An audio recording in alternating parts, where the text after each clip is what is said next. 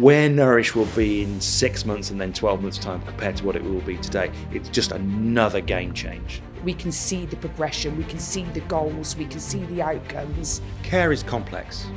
Our goal is to make the delivery of care simple. One of the most important things for us is to deliver care on that person-centred basis. I can imagine that's really rewarding for the support staff as well. You can't get any more joy than that. It's stories like that that make me love my job. It's really lovely to look at and go, wow, look what this person has achieved. I think it must bring a sense of connectedness and accountability. It makes their job so much easier. From every single level, Nourish provides what we need. And how does that make you feel? It's about making sure that value is truly being maximised. The fact that it's evolving even more is incredibly exciting.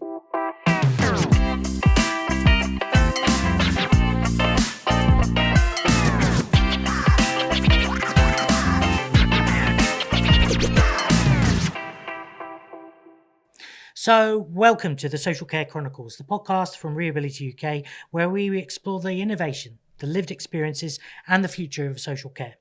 I'm your host, David Thompson, and today's episode is all about digital care planning.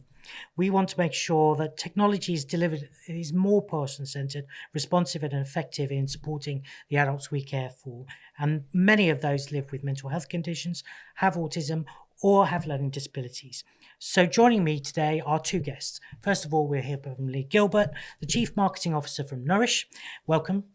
And obviously we'll be talking with Natasha Bone, who's one of our service area managers, and she has an amazing set of experience to bring to the table here. So both of you, welcome to our show, and we're so pleased to have you.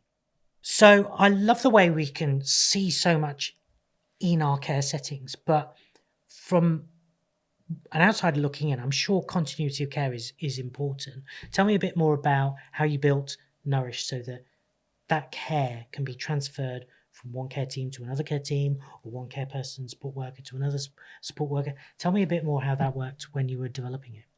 It was always one of the key areas to address in Nourish when it was first imagined, because when you look in the outside of a care setting, shift handover and continuity of care, therefore, is a point of friction for time. In available time for care teams. It's a time-consuming activity without a technology like Nourish to be able to do that properly, because you've always got the need to make sure that everyone that's coming on the shift after you is aware of what's happened in the previous shift, and particularly in the last hour where something may have been boiling or is about to happen that you want to give prior warning of to somebody else that's now going to replace you. Therefore, it was a problem space we really wanted to lean in hard on. And handover notes is a key part of the system. And care teams always talk to me about the value they get from handover notes, because it makes their job so much easier. And it means that they're not having to, in the most basic senses, they're not having to stay around after a shift period. Got it.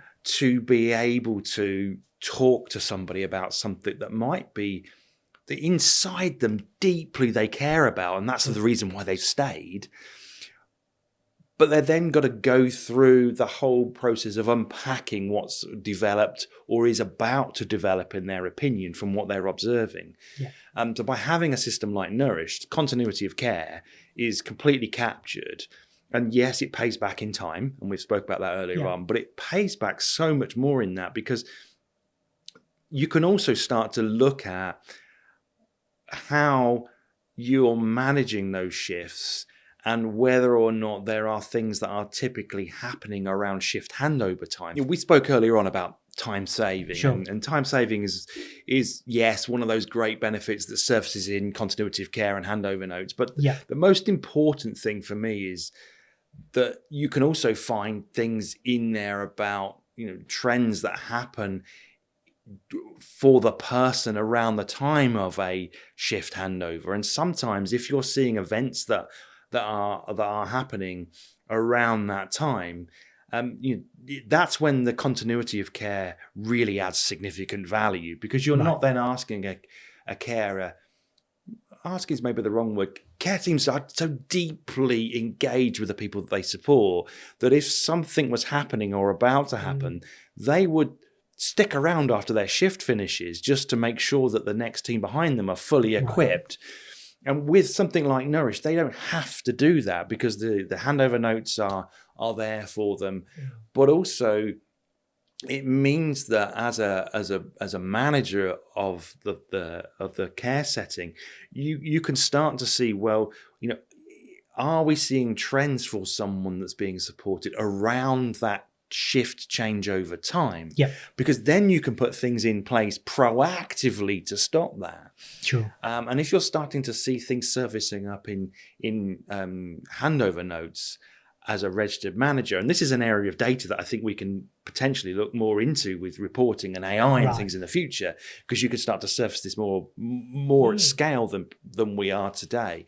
But as a registered manager, you can still look into those notes and see whether there's things to learn and points of friction, even with a system like Nourish that's making it easy for you to do and save some time. But continuity of care around new people coming into care teams is also important, because if you've got someone that's starting to support a person for the first time, or they're relatively new to that person, then it's much easier to go through a system like Nourish, not only reading the care plan and it's there for you in a consistent format. So it's easy to get used to something like that. But equally, you've got the photos there that are there to bring to life the person up front. You've got some of the notes that have happened during the onboarding process, so you can get to understand a bit about the family and the background that may be in their wider circle of care. So it's not just about shift changeover, although that is key.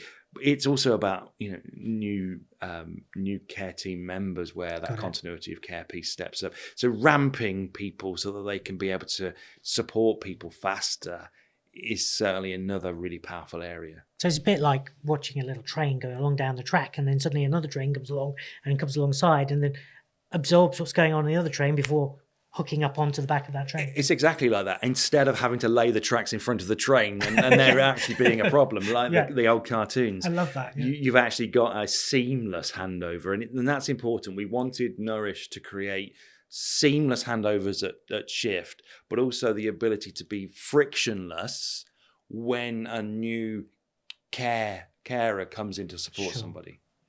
And that, I'm sure, have you seen that deliver better quality care outcomes for people? Definitely. I think a handover is one of the areas that I think can be difficult, I think, in terms of, that people are so passionate about what they do, and they genuinely care about the people they support. And sometimes it's hard to, sort of be able to give all that information over at the end of a shift if something's happened or anything like that. And people end up staying for a long time, and, they deserve to go home, and, and things like that. And the handover, it just sort of, it takes that away from things. And I think it makes everything a lot quicker, and then you can just come in, you can read that, exactly where things are at. And I think with like new staffing, one of the things that I personally like about Nourish is the profile page, where we have a picture of that person, we've got the little biography in the background, and then you've got all the sections of all the really, really important things. So diagnosis, allergies, whether somebody is non-verbal, whether they use Makaton or British Sign Language, and allergies from medication or maybe from food, or, whether that person is mobile, whether they need to use a wheelchair or a walker. There's that real snippet right at the beginning that gives you that really brief overview, so you could go, right, okay, I can see what we need to look at here with this person in a person-centred way, which then leads on to the support plans, which then detail all of that in a lot more detail. And I think, in terms of support plans, when you get to the support plans, you've got the main bulk of the support plans, then you've got your risk assessments that come underneath, then you've got your MCAs, then you've got your best in, everything just flows. And it makes it really easy for new members of staff to look at a certain area, read about it, know all the ins and outs. And also you can link that particular support plan to an interaction. Right. So when somebody is getting used to, what to write in those interactions, there'll be a little paperclip at the top and they can look at that and it will say if there's a protocol maybe for epilepsy or anything like that, they can access that whilst filling out those notes. So they can access it really, really easy. So they've got a ready reckoner to go, oh yeah, I need to write about this now. Yeah. So what you've done is then taken this great big sense of context, summarised it so that the content behind it can be easily accessed. Is that right? Yeah, I mean, care is complex. Sure. Our goal is to make the delivery of care simple. Right. So I assume that once we've got all this data and we've got all of this stuff flowing around from one item to another place, from one place to another, I'm assuming that GDPR and compliance is a huge focus within Nourish. Tell me a bit more about how you make the system watertight in that sense. Yeah, it's GDPR is key. I spoke earlier on about privacy and roles and permissions for what people can see and have access to within the system, and obviously all of those things are important. But we take pride in the fact that we're ISO 27001 compliant. Awesome. That we've got Cyber Essentials, we've got all 14 standards with digital care NHS standards. We were one of the first to achieve all of that. Cyber Essentials, and that starts on the inside out of our organisation. So it's not just about within the product. Yeah. In order to keep that security and privacy sacrosanct, it has to work inside our organisation as well. So within everyone that works within Nourish, there is a really robust set of protocols around how we manage our own systems internally. Okay. Because by starting, it's the old adage of you look after the pennies and the pounds manage themselves. It's important that from a compliance and a data security perspective that we're looking at it from that way, because if everyone that works in Nourish has got an understanding that how they work with their own laptop and when they're using the system themselves and they're accessing customer data and person supported data, all of that is available. And our practice and protocols around system security, around the way we train our staff from a data protection perspective and a privacy perspective is so key to those standards that we hold. And then you go outside of that and start looking at the infrastructure of our product. So our product sits on a very robust cloud-based platform with AWS, which obviously is ultra secure, and we do a lot of testing, penetration testing and other things to ensure that the data within that system is supremely secure. Healthcare data, it's vital. It sits within that type of environment, of course. And we're super proud of that environment that we've created. And you can build the best system, as we've talked about today, and I've described how that works at a hierarchical level and a macro level as much as a frontline care delivery level. But you need to be able to protect and secure the data that you're hoovering up, as much as being able to use that data for improved outcomes. So security is key, and trust with providers that we have that security and privacy is also important. Sure. And we're very, very proud of our practices and protocols around that. We're very, very proud of the fact that we were the first to get to ISO, first both domiciliary care and institutional care tech provider to have all 14 standards last year. And many of those standards are around compliance and data security. So It's a big backbone of what we do. And we shouldn't we shouldn't put it into a corner as just like they're badges on a brochure or badges on a website. They genuinely are a critical part of our infrastructure. Yeah. And so what you're telling me is you've found a way to look after the megabytes so the terabytes are secure. It's exactly that. Obviously, you talked about Natasha, how training when you were adopting the system was really important. So what sort of support do you offer, Lee, to providers such as us and new teams coming on board with the software? How do you offer that onboarding and support to get adoption and connection to the system? So there's lots of layers to this answer. When you're newly adopting the system, obviously there's an implementation process. That implementation process is critical because we need to give our customers the ability to get value from Nourish as quickly as possible. So that's a key differentiator there, a key thing that we're focused on. One of the areas of that is always training.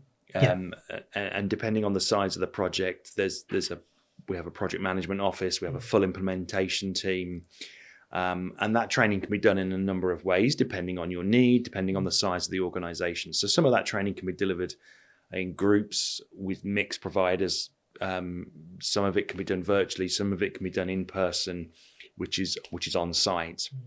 And that's obviously dependent on need and the complexity of how the provider delivers care or the size of the organization that might determine some of that. Beyond that, it's important that we're then working with the provider ongoing. So our customer success team would kick in after the implementation process. So the key objectives of our customer success team is really to make sure that ongoing value is being created and maximized as our product evolves, and as we're seeking feedback from providers, and we're able to help and guide providers understand where maybe they're not using Nourish in a best practice way and what we're seeing work elsewhere, and sharing that best practice. So that's the role of the customer success team. But we've also got the ability through that to work with different people within providers, not just users of the system, area managers, but quality teams, and ask each different part of the organization what's working for them and what's not working, and collecting that feedback. And that may shape how then we make an intervention from a support perspective. But normally that would be down to customer success to be there as a guiding hand, essentially. And one of the areas that we're really proud of is that customer success isn't about just having calls to check in with customers. It's about making sure that value is truly being maximized from the investment in the technology.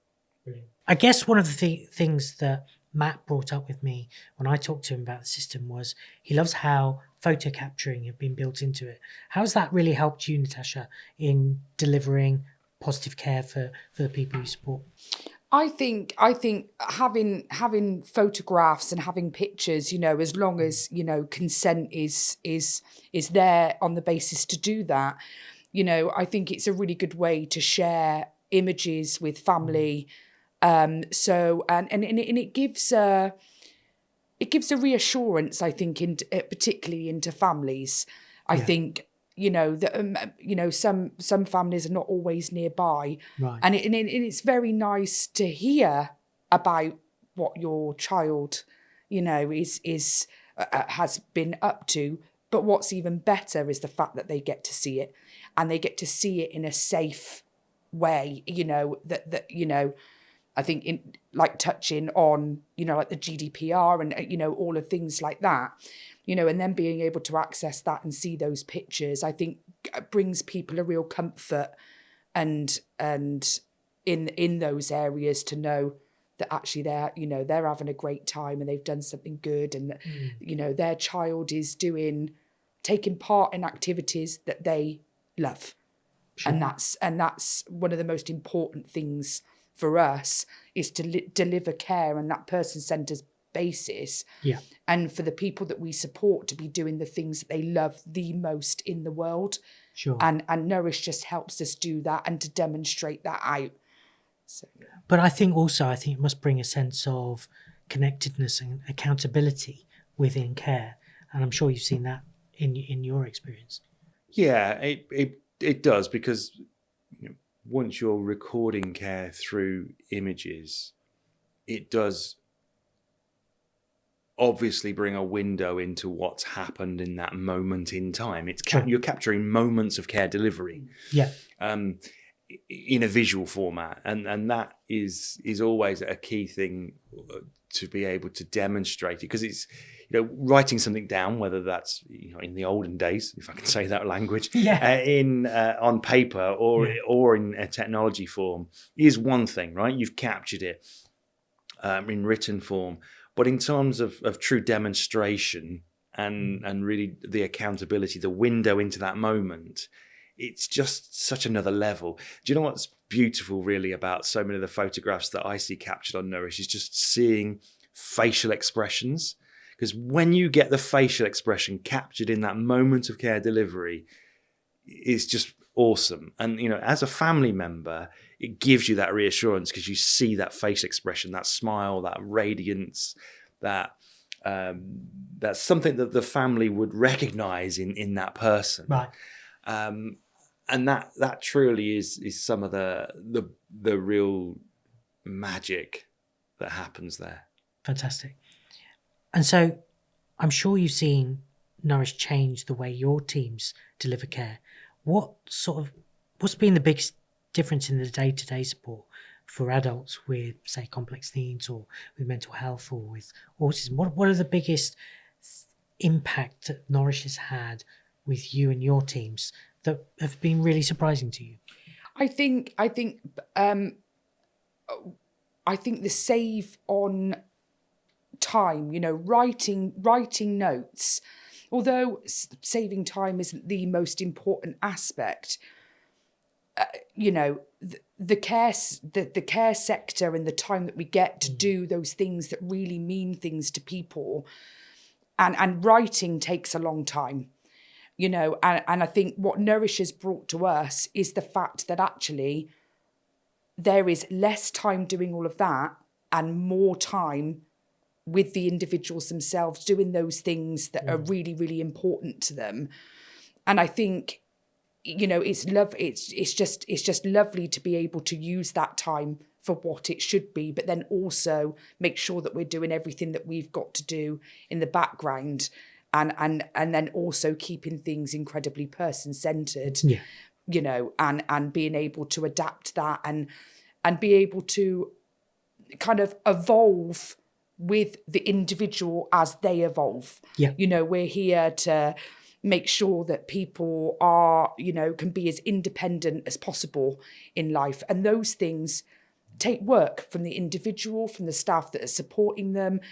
And I think in partnership with Nourish to make that evolve, and Nourish to be able to evolve with that individual, is something that we want to continue to use and do, so that we can see the progression, we can see the goals, we can see the outcomes, and go forward like that.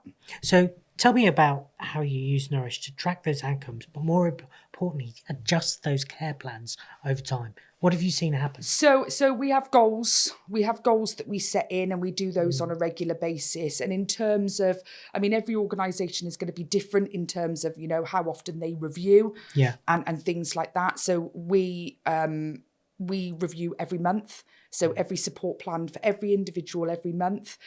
And what's so simple about it is, not only does it keep a record of everything that has changed underneath, but when you read through the support plan, there's a review section at the bottom. Right.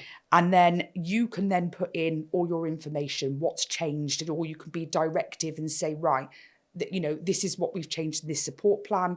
This is why we've changed it. This is what's changed. Then you set your review date. Then your month comes round, and then you can get a whole log there. And actually, when you look at that log over a year, especially if it's around something like goals, it's really lovely to look at and go, wow, look what this person has achieved over the year. And it just keeping support plans up to date constantly, so that everybody has got the most relevant information at all times, that all the staff are aware.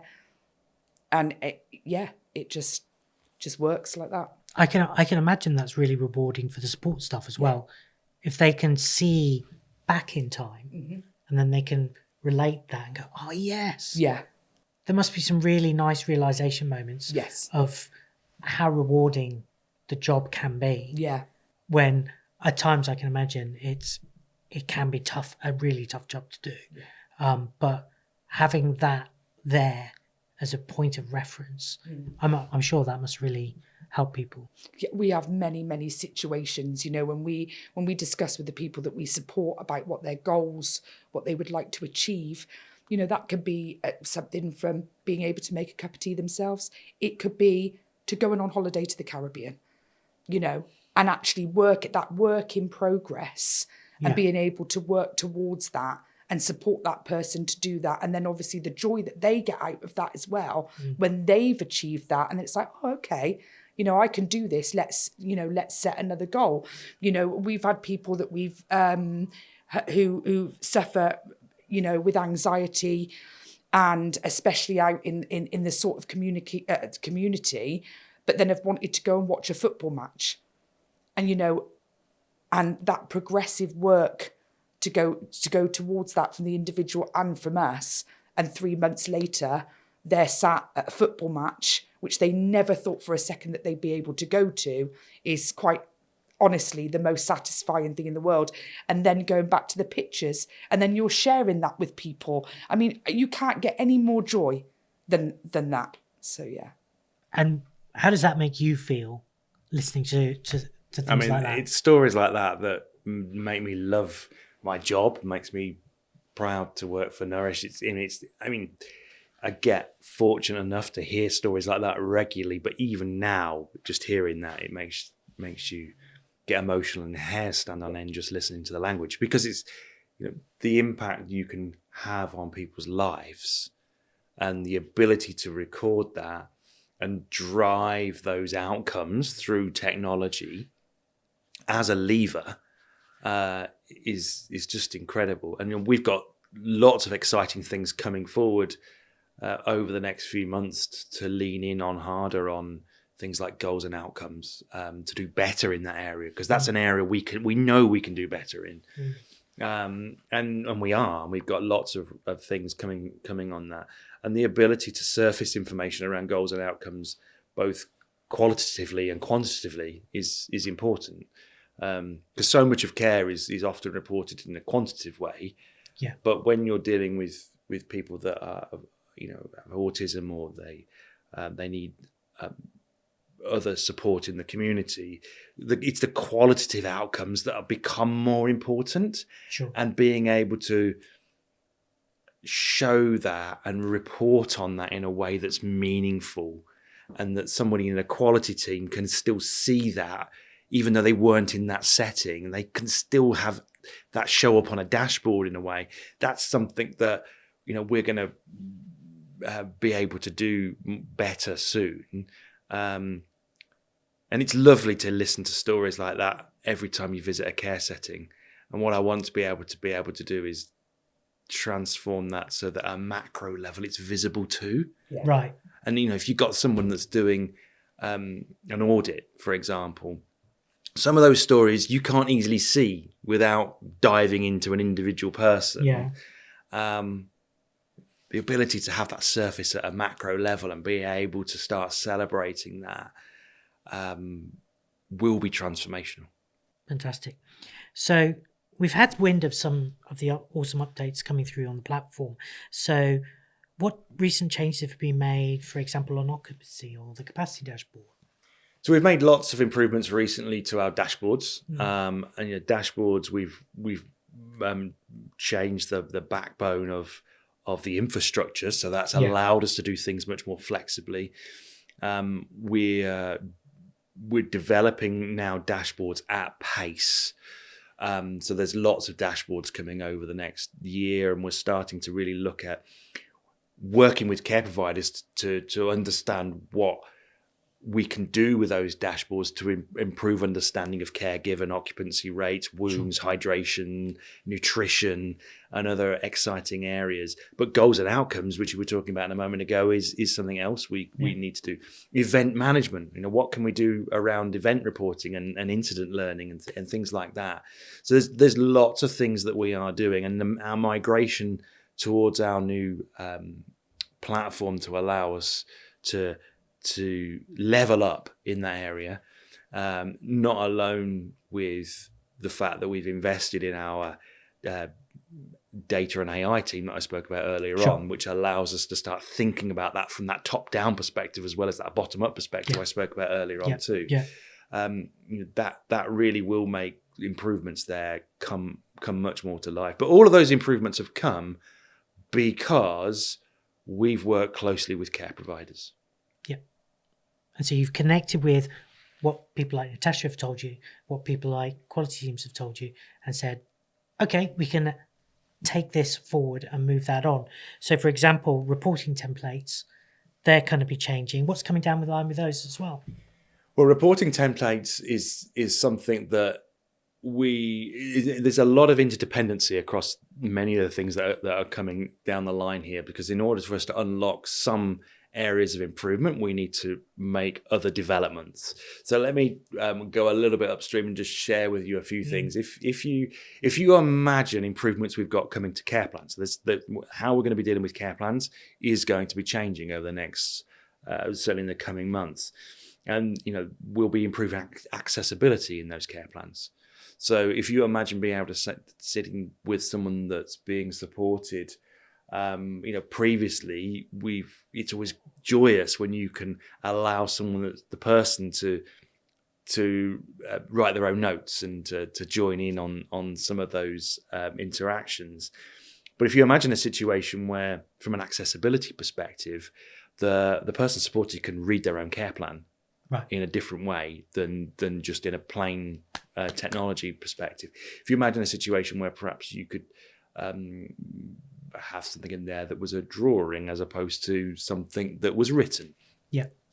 All of those things are exciting and will radically improve that. That means that from an interdependency there, we can start to improve other reporting templates as a result, because you've got different data points that bring that in.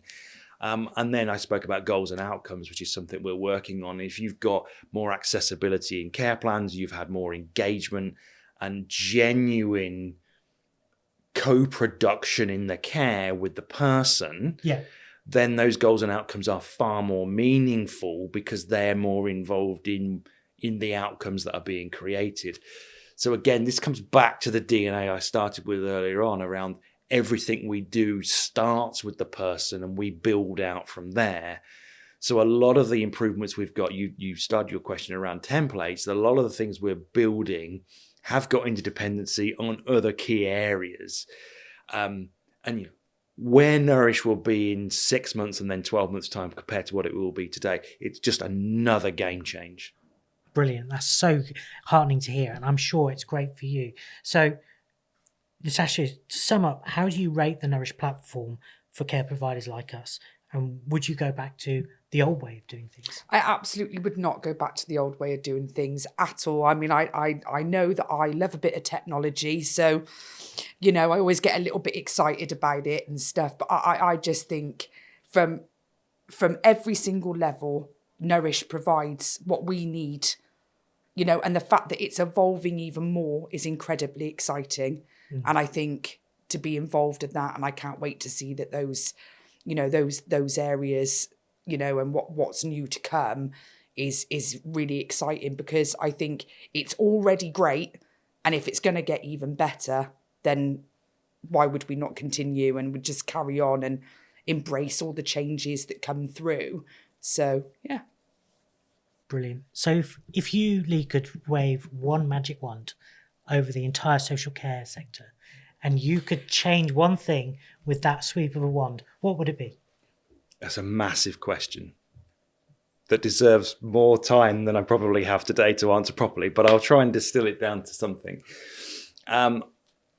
Look, I think commissioning is an area that needs to be tackled. I think there's something from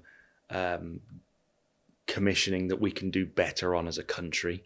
And if we're looking at that in terms of making sure that people have got not only the right packages of care, but also we're able to make sure that their care can move with them through the system more easily as they move from service to service, and as they grow from a child through young adulthood through into adults and then elderly. I think we need ways of joining that system up. So I spoke earlier on a lot about interoperability at system levels and tech levels, but I think the same thing needs to happen at a commission level. Now, Nourish can play a big part in the technology piece, but I think if I had a magic wand, therefore it implies I've got less control over it. I think the big area for me would be on commissioning. Yeah.